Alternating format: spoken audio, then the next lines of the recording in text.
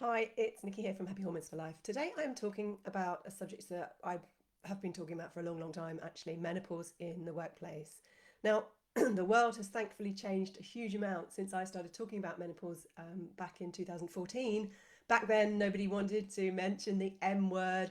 It was misunderstood and avoided like the plague. These days, luckily, everyone is talking about it, from celebrities to royals. Many women are now openly sharing their experiences, and many organisations are finally realising that they need to support this large and growing section of the workforce.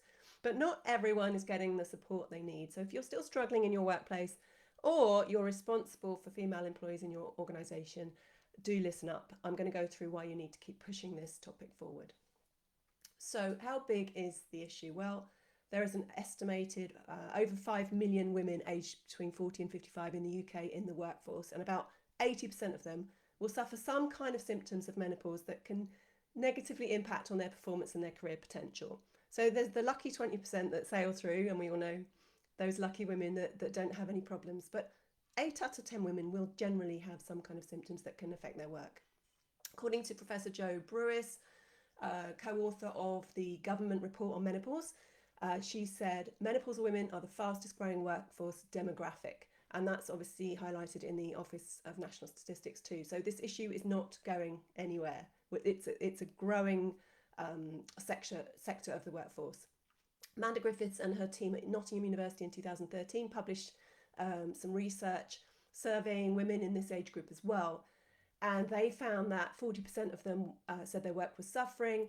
Only 25% had discussed it with their line manager. 53% had no control on their environment, and 40% were unable to negotiate working hours. So this is obviously pre-COVID, and it's a while ago now. But things have changed in many organisations, but still some people are still catching up. So it's still really important information. So this study particularly concluded appropriate support from employers is essential. It's likely to reduce the risk of stress, help maintain performance, enhance employee loyalty, and facilitate continued participation in the workplace. In 2015, Dr. Ros Altman, CBE, commissioned a report to the government called A New Vision for Older Workers. And she said that menopause is still largely ignored in workplace thinking, and that there was little support for women going through it. And one of her conclusions was, if performance were affected by symptoms that could be attributed to a different medical condition, there would be far more acceptance and allowances made. And we've seen that with things like mental health more recently, and other medical conditions such as pregnancy is another example. In 2014, Nuffield Health undertook a survey of over 3,000 women in this age group, and they found that over half said they were depressed, more than a third suffered anxiety, and over 2/3 were having symptoms that they felt they unsupported at work, and 1 in 10 had considered leaving their job. Now, fast forward to 2016, the Wellbeing of Women survey, where that number had gone up to 1 in 4 women considered leaving their workplace. Almost half of the women in the surveys didn't know their symptoms could be due to menopause, and that's again that lack of education. And they were saying things like they were either too young or they were too stressed. So all this is not only putting companies at risk of losing valuable experienced staff, but they could also be at risk of an employment tribunal against them. There have been quite a few successful ones that women have taken. So how does menopause affect women's performance at work? Well, at this time of their lives, they are more likely to take sick leave. So women are more likely to stay off work if they're feeling exhausted, if they haven't slept well, if they've had hot flushes, night sweats, or bad PMS, or they're feeling anxious or depressed.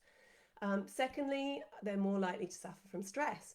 Women can be less resilient to stress during perimenopause and menopause. According to the Health and Safety Exec in 2015, they found that midlife women report more work-related stress than any other group, and we know why. We've explored that one quite a few times. Thirdly, women can suffer things like brain fog and memory loss that can really hamper your productivity, your creativity, your problem solving, and your focus. So that's a really, really common one. Number 4 is mood swings and irritability. So that can affect your relationships at work. You may have been really sociable, and then you can become a bit more withdrawn and isolated, and then that can affect you as a team player. The next one is confidence, and this comes up in quite a few surveys. Women can lose confidence, even if you were really highly confident before, you felt highly confident before, you can become insecure and lose confidence in your ability at work. The next one is experience of women can experience feeling of anxiety and depression, so linked to those mood swings where you can really feel not motivated and really feeling like you want to withdraw. Um, and then lastly, the hot flushes thing, which you might think of as the first sign of menopause, but actually in quite a few surveys, hot flushes came quite down the list over all these other symptoms. So, but if you are having hot flushes, they can really debilitate your confidence at work. If you're having something in the middle of a meeting or in front of other people, it can be really embarrassing. So what are the solutions to support menopause in the workplace? So introducing policies and best practices, yes, obviously that's got to be the first step, and something all responsible companies should be considering. So if your organisation haven't got that, make sure that that you put the pressure on to get them to put something in place. And then there's two key areas to support female employees in my mind, and they are education and organisational support. So first of all, education. So that's really empowering, educating individuals, not just the women themselves, but the line managers and the men in the organisation about hormones and the menopause, because this is something that we don't learn about. We don't learn this stuff at school or anywhere else. So it's really important to give women and men simple, practical tools that they can put in place and regain control and thrive both at work and at home, because what happens at home affects your work. It's all interlinked. And of course, this is what I've been doing for over 8 years now, talking to female and male employees about all aspects of hormone health, including nutrition, stress, sleep, exercise, environment, supplements, and what your treatment options are. And then on the organisational front, really commitment from the top down to the support of female employees at this critical stage of their lives, understanding the importance of menopause on the organisation and raising awareness of the issues amongst all line managers and anyone in charge of female staff. And then practical support, so important to help women maximise their wellbeing and performance. This could include, access to that education, good nutrition options at work, encouraging movement and flexible working and stress management. And then that support network, which is so vital for women at this stage, to encourage open discussion and sharing and feeling like they're not alone. And then, practical things like environmental control and water and fans and ventilation and all of that stuff, so important as well. Ultimately, there is no ignoring this issue. Many women want to work well beyond their menopausal years, and they are such a valuable and vital resource, not only for the economy, but for society at large. So if you're an employee and not getting the support you need at work, talk to your managers, start a support group, keep that pressure up to get support in place.